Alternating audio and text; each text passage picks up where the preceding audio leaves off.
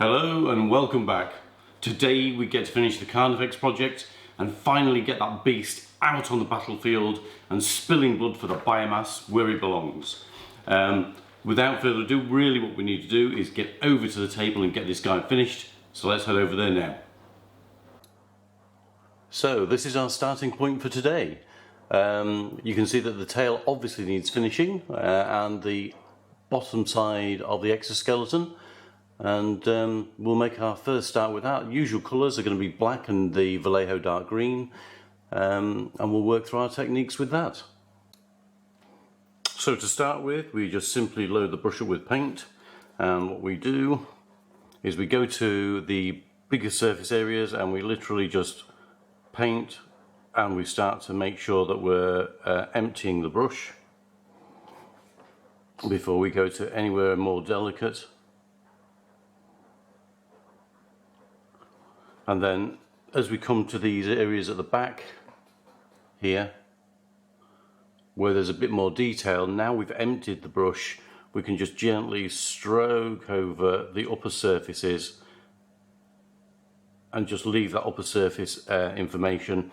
And on the inner panels as well, where we're doing the exoskeleton, again, if we stroke onto the larger surface areas first and then come up onto the exoskeleton spines and just catch those upper surface areas with a nice dose of the dark green, work that around the area that we're covering, and that's our first layer done. We've now moved on to purely just Vallejo dark green, and again exactly the same, this time a little bit more gentle on the highlights, and we're just stroking over those higher surface areas everywhere we can. And then the other thing we're bearing in mind as we do this miniature now is that the top of this tail is going to be a much brighter colour. So the colours are going to work higher and higher in brightness and colour as we come onto the upper surface, and we want to leave the lower surface in shadow.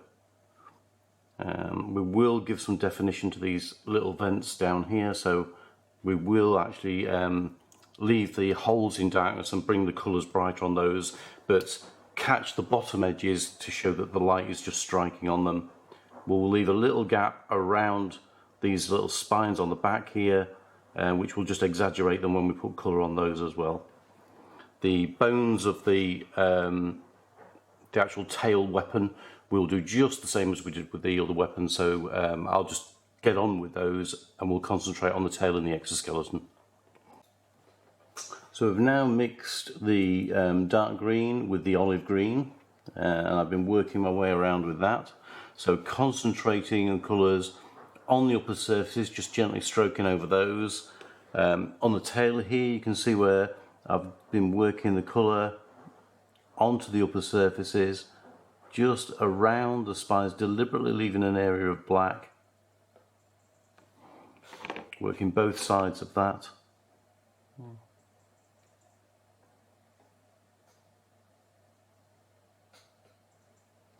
Bringing the colours down onto the side, but gently tapering them off so it's darker on the underside.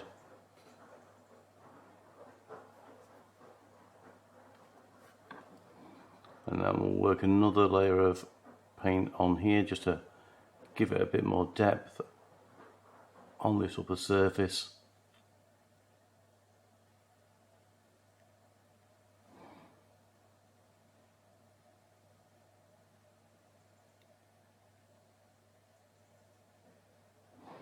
And then on the spines underneath, a little bit harder to see in there, but just gently stroking over the tops of them and diminishing the colour the further back we go.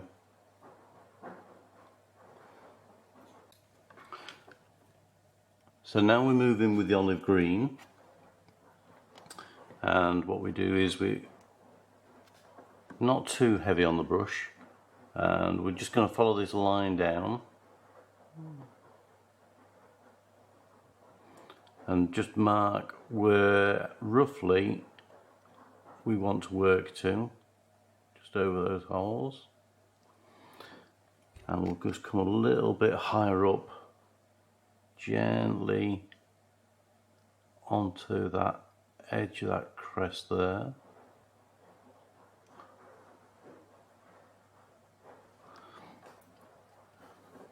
And we'll come up, and it's just gently applying layer after layer until we get to a point where we want.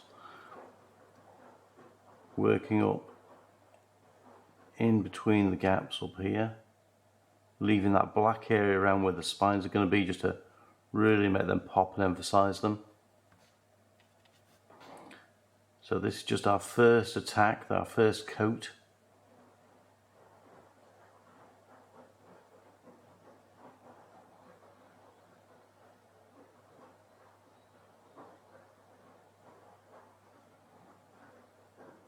That's our first layer, and then what we'll do is we'll actually go back to our old colour, a bit more dark in there, and we'll just re-emphasise that there is a transition going on and put a transition layer in. That just blends in nicely. On the spines on the underside, again we'll catch the colour, and on anything that we think is going to strike a little bit of light, just wipe a bit off. We'll just catch the edges of some of those, we'll just catch the edges of some of those spines down there. And then on the other side, on the underside, we're not going to go much brighter than this, but again we'll just dot the fronts of the processes on the underside.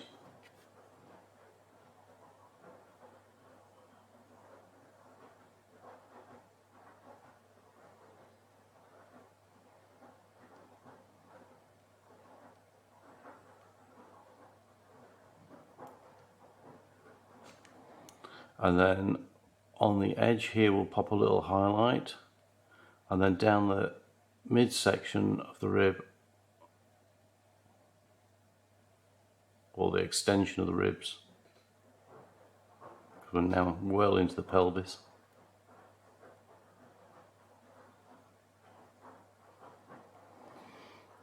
And you're going to start to see that that's just popping those ribs down there, those the pelvic bones down there. The reason I keep saying ribs is because I'm just treating them the same colour scheme. And now we work onto the other side, and we just start to add a little bit more highlight colour, although you can see I've already done quite a lot of work on this side, and this is probably going to take, oh, I don't know, 3, 4, 5 layers, just working backwards and forwards. And if it is that you think you've just gone a little bit too far down with the colours, you can always go to your previous layer, add a little bit more depth, a bit of dark colour, and then just gently over the top, just catch that border, work it back in. Bit of water on your brush just to work the two together, and then back to your highlight again, and then work that back over the top, and the two they'll just blend together as the moisture settles the two together.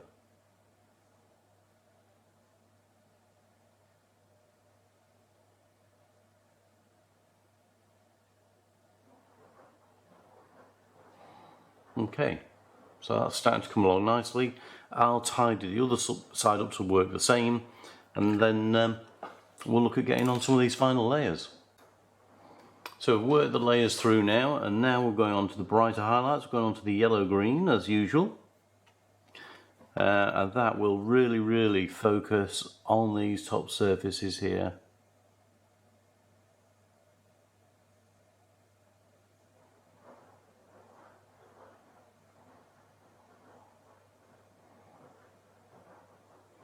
I don't really want to take the tail, to be honest, too much brighter than that.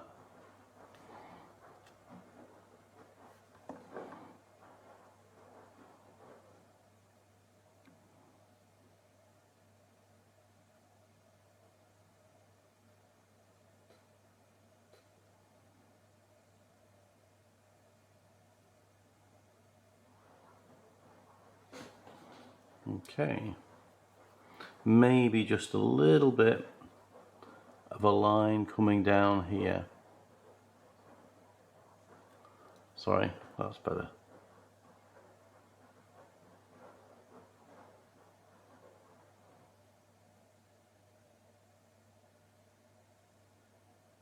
Just to emphasize and define the tail a bit, that's better. The bonework at the back is going to be exactly the same as the scything talons, headed towards the bone white and a little bit of ivory on there. So we'll just carry on that. On the inside now we've got that olive green on the underside. I don't think we need to go any darker than that whatsoever, with it being in shadow, and it'll just re-emphasize the brightness of the upper surfaces as we pull those through.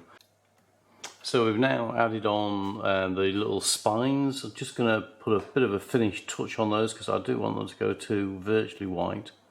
So a tiny little bit of green, the yellow green mixed in with the bone white, and then just a little dot on the top just to finish them off. And then the bone of the sort of the bone mace thing that he's got on his tail here. Just take some of that to white as well. And then on the corner, like we did on the blades back here, just up the edge and into that corner.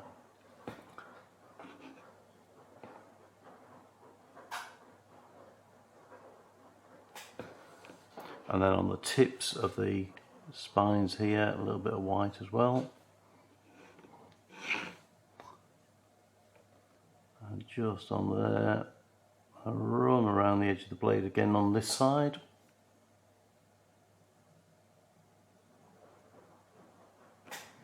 And then we'll have to carry that around the corner and like a little V wedge shape on the corner, and then underneath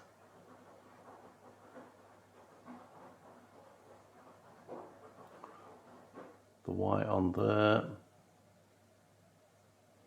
And again on this side.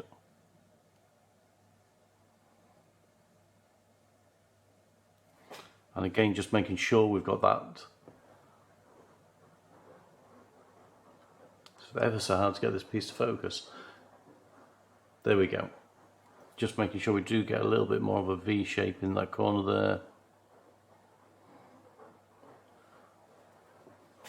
And I think we're virtually done at that. We just need now to do knee joints and the venting systems around the body. So that will be literally a coat of white up these vents with a coat of a mixture of the olive green and the yellow green over the white to make it nice and vibrant. I'll go round and just finish those off. And then in the joints up here, we will add in a little bit of red. So I've been around the model and just popped some white onto the vents, just gently stroking across them as we've done in previous models. And then the one thing to notice about the Carnifex is, with him being so heavily armoured, there aren't actually a lot of these articulation points visible on him. So there's only a couple of bits to do, to be honest, and then we can get on with actually doing the base, finishing the base off, and he's ready for the table. So I've just popped a little bit of green onto all those little vents. That's then finished. And now we'll get some blood red. Where am I looking? So, bit of True Blood by Green Stuff World. As previously mentioned, don't put it onto your wet palette because it will soak straight through and destroy your wet palette. And also, if you can get the bottle undone. Obviously not used this one in a little while. So I'll just use a little miniature case cover, and then get the blood red on, and I've pre-prepared the joints with the stripe of white, and then it is just literally lob it into those joints, and the white obviously will emphasize where the joint is, give it a good whack of colour.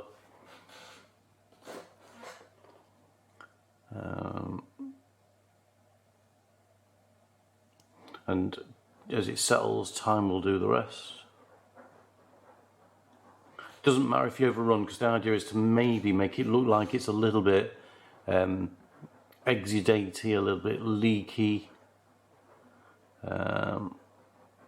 leaking some of his biofluid out onto his carapace.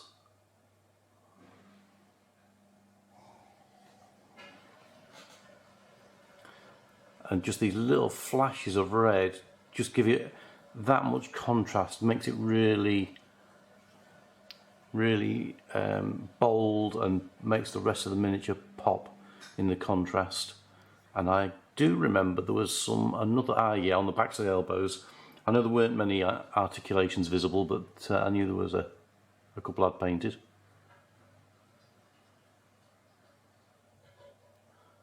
Okay, so yeah, you can see how that red really does pop on top of that white. And like I say, don't be afraid to bang some colour in there. Lovely. Okay, so I'll just leave him to dry now, and then we can decorate the base. So for decorating the base, I have a hoard of Gamer's Grass components. These are absolutely amazing for doing the base. I'll attack the base and I'll show you what I managed to come up with. So, with one or two more finishing touches, the grand reveal.